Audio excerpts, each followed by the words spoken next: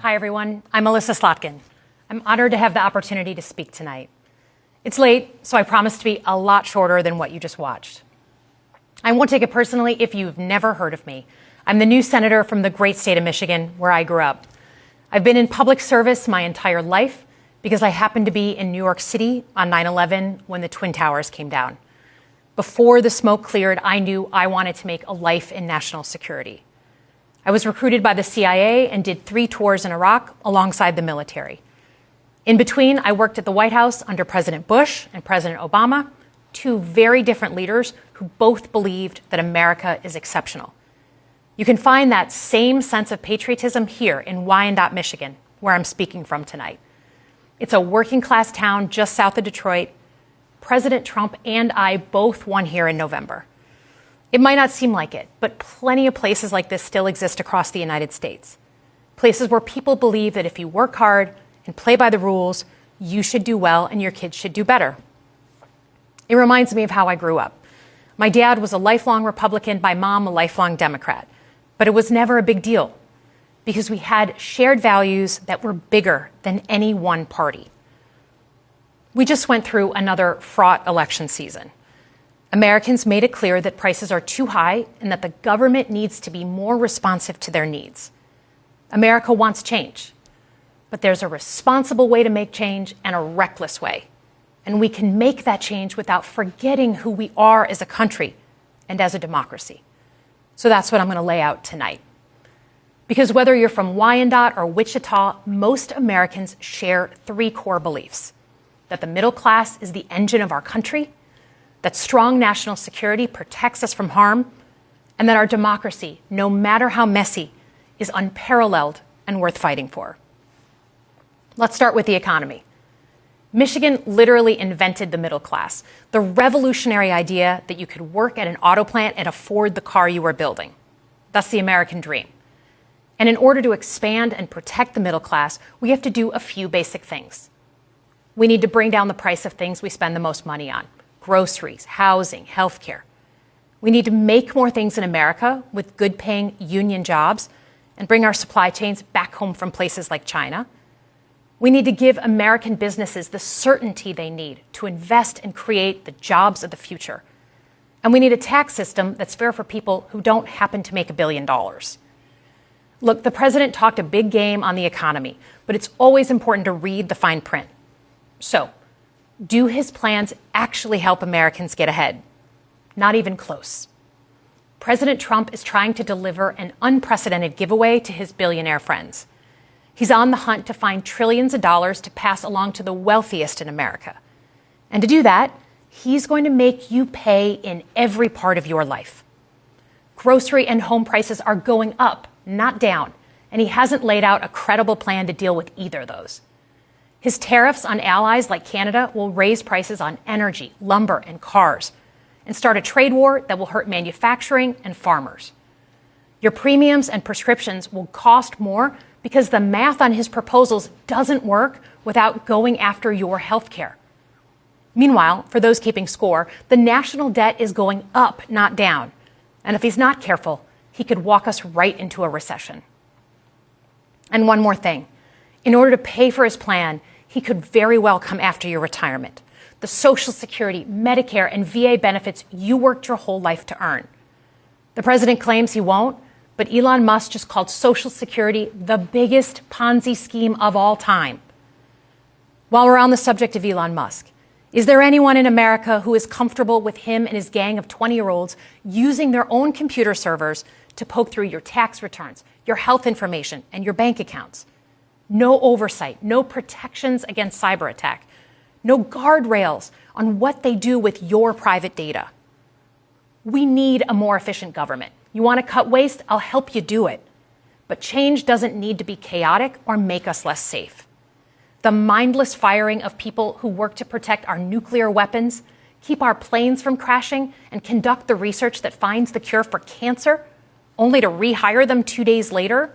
No CEO in America could do that without being summarily fired. Okay, so we've talked about economic security. How about national security? Let's start with the border. As someone who spent my whole career protecting our homeland, Every country deserves to know who and what is coming across its border. Period. Democrats and Republicans should all be for that. But securing the border without actually fixing our broken immigration system is dealing with the symptom and not the disease. America is a nation of immigrants. We need a functional system keyed to the needs of our economy that allows vetted people to come and work here legally. So I look forward to the president's plan on that. Because here's the thing. Today's world is deeply interconnected. Migration, cyber threats, AI, environmental destruction, terrorism. One nation cannot face these issues alone. We need friends in all corners, and our safety depends on it. President Trump loves to say peace through strength. That's actually a line he stole from Ronald Reagan. But let me tell you, after the spectacle that just took place in the Oval Office last week, Reagan must be rolling in his grave. We all want an end to the war in Ukraine, but Reagan understood that true strength required America to combine our military and economic might with moral clarity. And that scene in the Oval Office wasn't just a bad episode of reality TV. It summed up Trump's whole approach to the world. He believes in cozying up to dictators like Vladimir Putin and kicking our friends like the Canadians in the teeth. He sees American leadership as merely a series of real estate transactions. As a Cold War kid, I'm thankful it was Reagan and not Trump in office in the 1980s. Trump would have lost us the Cold War. Donald Trump's actions suggest that in his heart, he doesn't believe we're an exceptional nation. He clearly doesn't think we should lead the world. Look, America is not perfect, but I stand with the majority of Americans who believe we are still exceptional, unparalleled. And I would rather have American leadership over Chinese or Russian leadership any day of the week. Because for generations, America has offered something better. Our security and our prosperity, yes, but our democracy, our very system of government, has been the aspiration of the world. And right now, it's at risk. It's at risk when the president decides you can pick and choose what rules you want to follow, when he ignores court orders and the Constitution itself, or when elected leaders stand by and just let it happen. But it's also at risk when the president pits Americans against each other, when he demonizes those who are different and tells certain people they shouldn't be included. Because America is not just a patch of land between two oceans. We are more than that. Generations have fought and died to secure the fundamental rights that define us. Those rights and the fight for them make us who we are. We're a nation of strivers, risk takers, innovators, and we are never satisfied. That is America's superpower. And look, I've lived and worked in many countries. I've seen democracies flicker out. I've seen what life is like when a government is rigged. You can't open a business without paying off a corrupt official. You can't criticize the guys in charge without getting a knock at the door in the middle of the night. So as much as we need to make our government more responsive to our lives today, don't for one moment fool yourself that democracy isn't precious and worth saving. But how do we actually do that? I know a lot of you have been asking that question. First, don't tune out.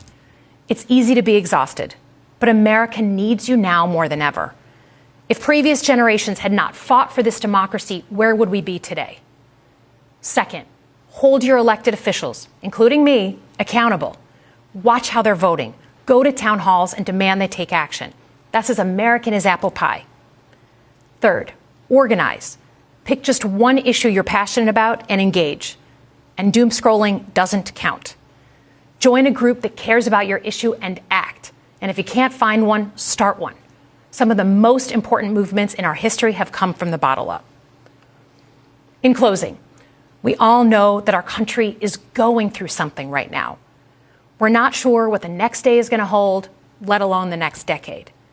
But this isn't the first time we've experienced significant and tumultuous change as a country. I'm a student of history, and we've gone through periods of political instability before.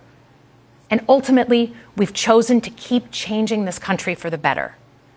But every single time, we've only gotten through those moments because of two things: engaged citizens and principled leaders.